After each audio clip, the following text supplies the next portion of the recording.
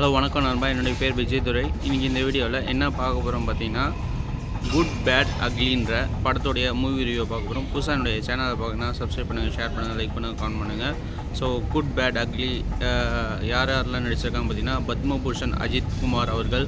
So அதுக்கடுத்து பார்த்தீங்கன்னா த்ரிஷா, அப்புறம் வந்து பிரபு, அதுக்கடுத்து பார்த்திங்கன்னா யோகி பாபு, சுனில், அர்ஜுன் தாஸ் மற்றும் பலர் நடிச்சிருக்காங்க இந்த படத்தில். ஸோ இந்த படத்துடைய மூவி ரிவ்யூ பார்க்கலாம். புதுசாக என்னுடைய சேனலை பார்க்கணுன்னா சப்ஸ்கிரைப் பண்ணிக்கோங்க, ஷேர் பண்ணுங்கள், லைக் பண்ணுங்கள், கமெண்ட் பண்ணுங்கள். ஸோ இந்த படத்துடைய கதைக்களம் என்ன மாதிரி இருக்குதுன்னு பார்த்தீங்கன்னா, அதாவது அஜித் வந்து ஸ்டார்டிங்லேருந்து ஒரு கேங்ஸ்டராக இருக்கார். கேங்ஸ்டராக இருந்து ஸோ அவர் வந்து ஜெயிலுக்கு போயிடுறாரு. ஸோ ஜெயிலுக்கு போயிட்டு திருப்பி அந்த அவருடைய மகனை வந்து எப்போ பார்ப்பார் ஸோ அப்படின்ற ஒரு சீன் தான் வந்து இந்த படத்தில் வந்து படமாக்கப்பட்டிருக்கிறது. ரொம்ப பெரிய கதைக்களம் ரொம்ப இல்லை, அது ஒரு மைனஸ் பாயிண்ட்டாக இருக்குது. ஒரு சின்ன ஒரு விஷயத்தை வச்சு அதை வந்து இவ்வளோ பெரிய படமாக எடுத்திருக்காங்க. ஸோ இதில் நடித்த எல்லாருமே நல்லா வந்து பெர்ஃபார்ம் பண்ணியிருக்காங்க. ஆனால் எடுக்கப்பட்ட கதை அந்தளவுக்கு சுவாரஸ்யமாக இல்லை இந்த கதைக்களம். ஸோ குட் பேட் அக்லின்ற படம் வந்து ஒரு பொழுதுபோக்கான எந்த ஒரு எதிர்பார்ப்பும் இல்லாமல் நம்ம வந்து பார்க்கக்கூடிய படமாக தான் இந்த படம் அமைஞ்சிருக்கு. என்னை பொறுத்த வரைக்கும் ஒன் டைம் வாட்சபிள் மூவி அப்படின்னு சொல்லலாம். ஸோ அஜித் ஃபேன்ஸ்க்கு எல்லாமே இந்த ஒரு படம் நல்லாவே பிடிச்சிருக்குன்னு சொல்லலாம். ஏன்னா அவர் கேங்ஸ்டராக நடிச்சிருக்காரு. ஸோ அதனால் வந்து யங்ஸ்டருக்கான அந்த கெட்டப் எல்லாமே, அந்த காஸ்டியூம்ஸ் எல்லாமே நல்லா சூப்பராக மேட்சாக இருக்குது அஜித் சாருக்கு. ஸோ அவருடைய பர்ஃபார்மன்ஸ்லேயும் எந்த ஒரு குறையுமே சொல்ல முடியாது.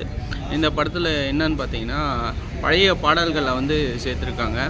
ஸோ இப்போ விஜய் படத்துலலாம் பார்த்திங்கன்னா பழைய பாடல் வந்து சேர்த்து அது ஒரு ஹிட் ஆச்சு. அது அந்த மாதிரி இந்த படத்துலேயும் வந்து கொண்டு வரலான்னு பார்த்துருக்காங்க. ஆனால் டோட்டலாக ஒரு 3 சாங் மேலே வந்து இப்போ பழைய பாடல்கள் வந்து இப்போ போட்டு வச்சுருக்காங்க. அதுக்கடுத்து பார்த்திங்கன்னா கதைக்களத்தில் எந்த ஒரு பெரிய சுவாரஸ்யமான ஒரு விஷயங்கள் எதுவுமே கிடையாது. ட்விஸ்ட்டுன்னு சொல்லி கடைசியாக வந்து செகண்ட் ஹாஃபில் வந்து சிம்ரனை வந்து காமிச்சிருப்பாங்க. அவ்வளோதான். அந்த மாதிரி ரொம்ப ஒரு எதிர்பார்ப்பு இல்லாமல் நீங்கள் அந்த படத்தை வந்து போயிட்டு பாருங்கள். பெரிய அளவில் வந்து எக்ஸ்பெக்டேஷன் பண்ணுற அளவுக்கு வந்து இந்த படத்தில் அந்தளவுக்கு கதைக்களம் இல்லைன்னு தான் சொல்லணும். ஆனால் எல்லாருடைய பர்ஃபார்மன்ஸும் நல்லா இருந்தது. கிங்ஸ்லி வந்து அந்த ஜெயிலில் பேசுகிற விதங்கள், அந்த டான்ஸ் ஆடினது, அஜித் சார் பையன் கூட வந்து ஸோ அஜித் சார் பையன் வந்து ஜெயிலில் போயிட்டு மாட்டிக்குவார். ஸோ ஜெயிலில் போய் மாட்டிக்க பிறகு கிங்ஸ்லியோடு சேர்ந்து ஸோ அவர் வந்து ஒரு டான்ஸ் மாதிரி ஆடியிருப்பார். அது ஒரு டிஃப்ரெண்ட்டாக இருந்தது. அதுக்கடுத்து வந்து இந்த படத்தில் மியூசிக் வந்து பார்த்திங்கன்னா ஜிவி பிரகாஷ் அவர்கள் மியூசிக்கை ரொம்ப என்னை பொறுத்த மட்டும் வந்து பார்த்திங்கன்னா ரொம்ப எக்ஸ்ட்ராடினரியாக ஒன்றும் இல்லை, ஓகே, நார்மல், ஓகேவாக தான் இருந்தது, நல்லா இருந்தது. அதுக்கடுத்து வந்து இந்த படத்தில் வந்து என்ன ஒரு சில விஷயங்கள் வந்து தூக்கம் வர மாதிரி தான் இருந்தது. ரொம்ப சுவாரஸ்யமாக கொண்டு போகல இந்த படத்தை. இந்த படம் வந்து கொஞ்சம் யூகிக்க முடிய ஒரு படமாக இருக்குது. நெக்ஸ்ட்டு என்ன நடக்கும்ன்ற அந்த கான்செப்ட் வந்து நம்மளுக்கு வந்து முன்னாடியே தெரிஞ்சிடுது. ஸோ அதனால் வந்து இந்த படம் வந்து ரொம்ப சுவாரஸ்யமாக இல்லை இந்த படத்தில். இந்த படம் வந்து குட் பேட் அக்லின்ற படம் வந்து, அதாவது தந்தைக்கும் மகனுக்கும் உள்ள ஒரு பாண்டிங். சின்ன வயசுலேயே அவர் விட்டு போயிடுறாரு. குழந்தையிலே இருக்கும்போது அஜித் சார் வந்து கேங்ஸ்டர்னால த்ரிஷா வந்து அவரை வந்து அஜித்தை வந்து வெறுக்கிறாரு.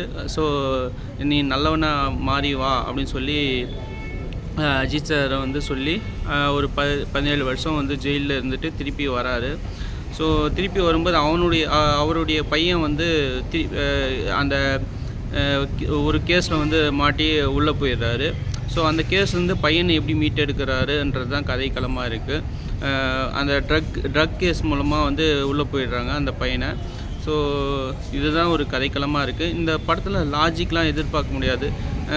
அந்த ஜெயில்லாம் கூட அந்த செட்டப் வந்து உண்மையிலேயே அந்த மாதிரி ஜெயில் செட்டப் இருக்குமா அப்படின்ற ஒரு டவுட் எனக்கு இருக்குது.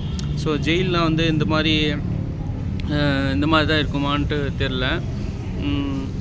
அடுத்ததாக வந்து பெரிய அளவில் எக்ஸ்பெக்டேஷன் வச்சு போகாதீங்க இந்த படத்தில். ஸோ என்டர்டெயின்மெண்ட்டாக ஒரு பொழுதுபோக்காக அஜித் சார் ரசிகனாக வந்து இந்த படத்தை வந்து போயிட்டு பார்த்தீங்க அப்படின்னா உங்களுக்கு கண்டிப்பாக பிடிக்கும். ஸோ அஜித் ரசிகர்களுக்கு கேங்ஸ்டராக வந்து அஜித்தை பார்க்கும்போது ஒரு என்ன சொல்கிறது, அவங்களுக்கு அஜித் ரசிகர்களுக்கு ஒரு விருந்தா அமையும் சொல்லலாம். ஓகே நண்பர்களே, மற்றும் ஒரு வீடியோ பதிவில் சந்திக்கிறேன். நன்றி நண்பர்களே. புதுசாக என்னுடைய சேனலை பண்ணால் லைக் பண்ணுங்கள், ஷேர் பண்ணுங்கள், சப்ஸ்கிரைப் பண்ணுங்கள், கமெண்ட் பண்ணுங்கள்.